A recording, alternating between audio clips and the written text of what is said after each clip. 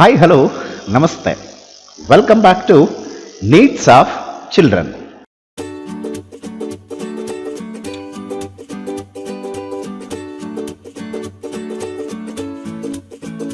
In this session, we are going to get the information about 9th standard English medium political science chapter number 2, the continued part of union government. So let's come to in this session we are going to get the information about powers and functions of the parliament.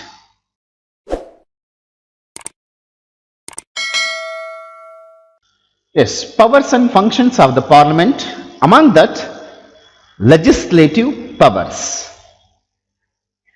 So here you can identify the differences between Lok Sabha and Rajya Sabha. The green carpet, it is called as the Lok Sabha. Red carpet, that is called as the Rajya Sabha. Anyhow, let's come to the about legislative powers. The main function of the parliament is to make laws. It can frame laws on subjects mentioned in the central list.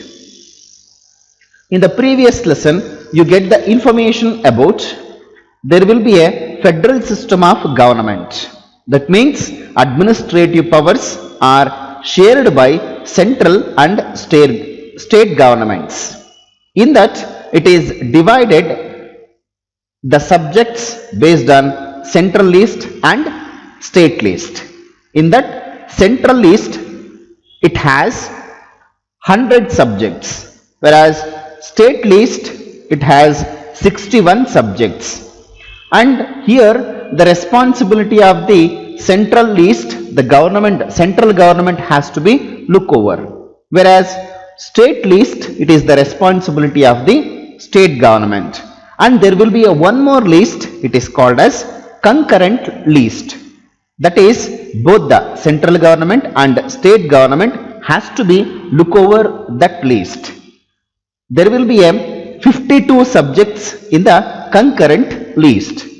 And among that, financial bill is prepared only in the Lok Sabha. The other bills can be presented in either house. Either it is a Lok Sabha or it is in the Rajya Sabha. Whereas the bills become laws only after the proper discussion and approval by both the houses.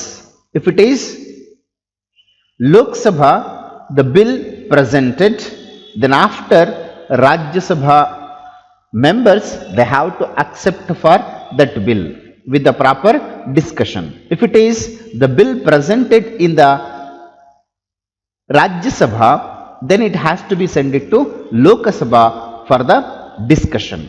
After both the approval of the houses, then it will be converted into as a law. When there is a disagreement between the houses regarding a bill, the president may call for a joint session of the parliament and resolve the matter related to any one of the bill. Is there any disagreement between the lower house and upper house? In that situation, president will call the joint session to resolve that matter.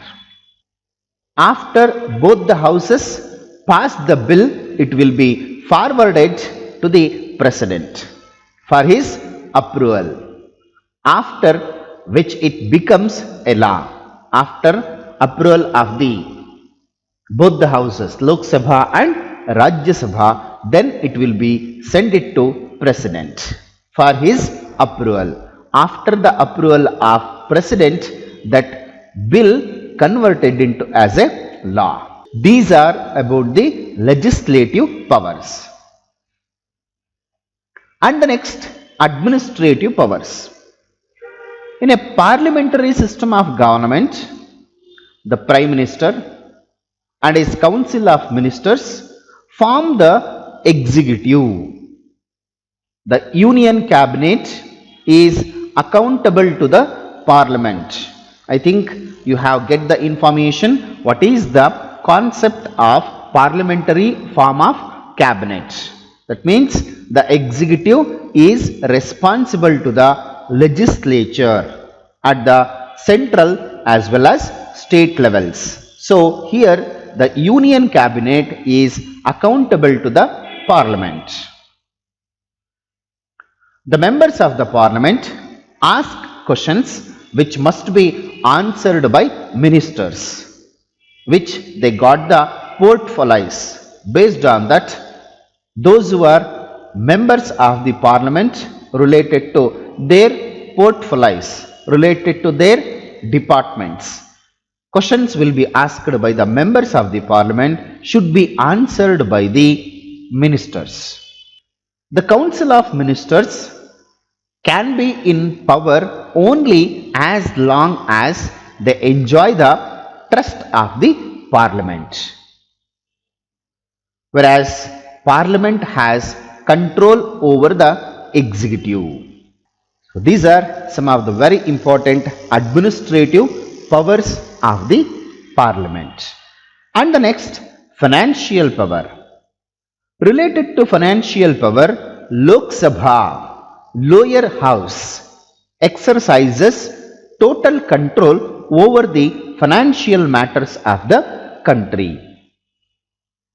The government cannot levy any tax or spend any money without the approval of the Lok Sabha, without the permission of the lower house. Whereas the financial bill must be first introduced in the Lok Sabha. Whereas other bills, they can be present either in Lok Sabha or Rajya Sabha. But when comes to the financial bill, must and should, it has to be introduced in the Lok Sabha only. After being passed by the Lok Sabha, the bill goes to Rajya Sabha for the discussion. Then after, Rajya Sabha can give certain suggestions or directions related to financial bill, and also delay giving its consent to the bill for only the 14 days. Here Rajya Sabha withhold the financial bill only for 14 days, whereas other bills it can be up to 30 days. If it does not give its concern to the bill within 14 days by the Rajya Sabha, then it is taken for the granted that Rajya Sabha has approved the bill. Whether it is approved or not, within 14 days Rajya Sabha has to give the answer. Then it is sent it to President for the approval.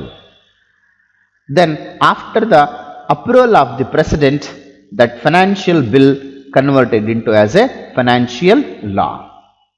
So these are the very important financial powers of the Parliament. And the next, judicial powers. Both the houses of the Parliament have the authority to remove the judges of the Supreme Court as well as High Court. A motion of impeachment. On the basis of motion of impeachment, they can be remove both the Supreme Court and High Court judges by both the houses of Parliament. I will give the meaning of motion of impeachment in the upcoming topic.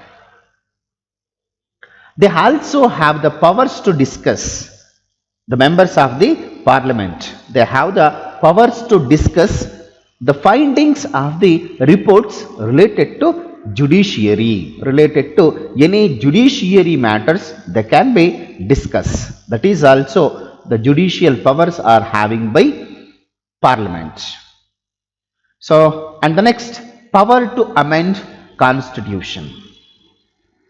Rajya Sabha and Lok Sabha have equal powers to amend the Constitution. The amendment bill can be presented first either house, either it is a Rajya Sabha or Lok Sabha. However, the approval of the both the houses is required for the amendment. The bill can be present either in Lok Sabha or in Rajya Sabha, but approval, it should be both the houses, very essential. If only one house approves for the amendment, then other does not, then the amendment cannot be carried out. Must and should both the houses has to be give the approval for the any amendment bill. In some cases, the approval of the state assemblies also is essential. Some of the bills, it requires for the approval of the state assemblies also. Not only both the houses of the approval, even it needs to be the state assemblies approval also needs to be for the amendment of the bill. So this is about power to amend constitution. And the next about other powers and functions of the parliament. So related to other functions, to frame laws relating to the powers and frame laws relating to powers and functions, jurisdiction of the Supreme Court and High Courts. To establish one High Court for two or more states, that is the duty, responsibility of the Parliament. To create new states in case of rename of the any important places or cities. To determine the boundaries of the states. Whereas to discuss the reports related committees like the Public Service Commission, Finance Commission, Election Commission, Backward Classes Commission, etc. These are all the collecting of reports related to those committees. Information also they can be take the discussion. To approve the declaration of emergencies like national emergency, state emergency and financial emergency. About these topics, I will give the information in upcoming topics. So these are the very important other powers and functions of the Parliament. So I hope you have understood the concept of powers and functions of the Parliament. Next, move on to Union Executive. The executive implements the laws framed by the Union Legislature. Among the three organs of the government, legislature will frame the law, whereas executive implements the laws. That is the very important power of the executive. It also implements the programs and policies of the union government. Moreoverly, union executive consists of the president, prime minister and his council of ministers. The president is the head of the executive only in name, whereas the prime minister and his council of ministers from the actual executive. So here president is considered as the just like a rubber stamp, but overall the entire responsibility, it is prime minister and his council of ministers form the actual executive. Let's come to the, we'll get to know about the role of president. According to the article number 52 of our constitution, has created the post of president. The Indian president is the constitutional head of the country. He is considered as the first citizen of India. He is head of the executive and also he is the commander in chief of all three armed forces like army, navy and air force. He enjoys the highest position in the country as he is the custodian of all the executive powers of the nation. And very importantly, no court of law can question his conduct or prosecute him, cannot be arrest the president could not be asked the question to the president. So that is the very important status has given to the President of India. You know that? So the present President of India is Ramnath Kovind. Then how the election procedure of the President will be takes place? The election of the President. According to the articles 54 and 55, the Constitution stipulates the way the President should be elected.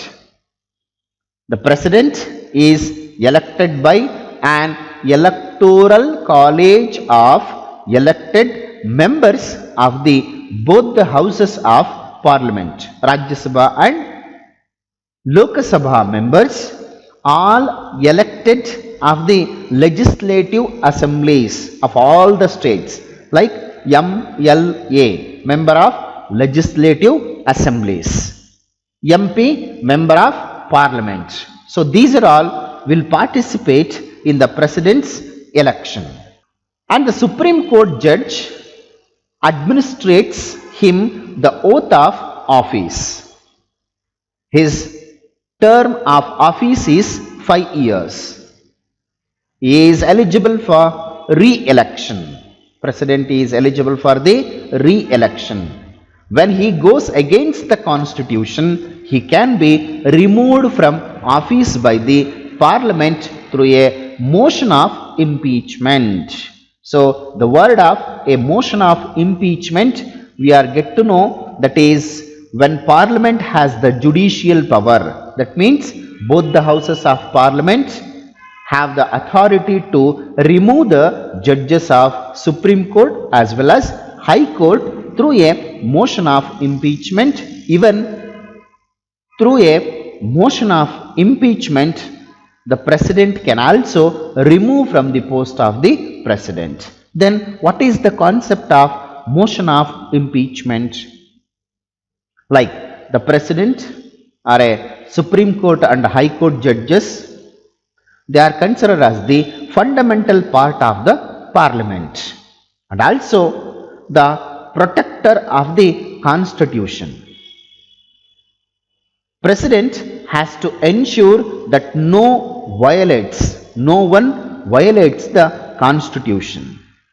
If the president himself violates the constitutions, he can be impeached under the article number 61. This impeachment can be carried out in the either house of the parliament or in Lok Sabha or in Rajya Sabha. Advance notice of 14 days should be given for the debate. This should be supported by 1/4 of the members. After discussion in both the houses, if 2/3 of the members vote for the motion, the president is removed from the office. This is called as motion of impeachment. So far, no president is impeached in India. So this is the concept of a motion of impeachment. Then what are the qualifications are required to become the president of India? Among that, he should be a citizen of India. He should have completed the age of 35 years. He should be qualified for election as a member of the Lok Sabha. At last, he should not be hold any office of profit under the government. So these are the qualifications required to become the President of India. So that's it about today's session. I hope you have understood the concepts of powers and functions of the Parliament, Union Executive, in that President, election of the President and qualifications to become the President of India. And if you are having any doubts till now what I taught, please comment in the comment box. I will solve your doubts and I will come back with the next session with the powers of president, the continued part of the union government. Until, keep watching my channel. Thank you. See you in the next session. Bye bye. Take care.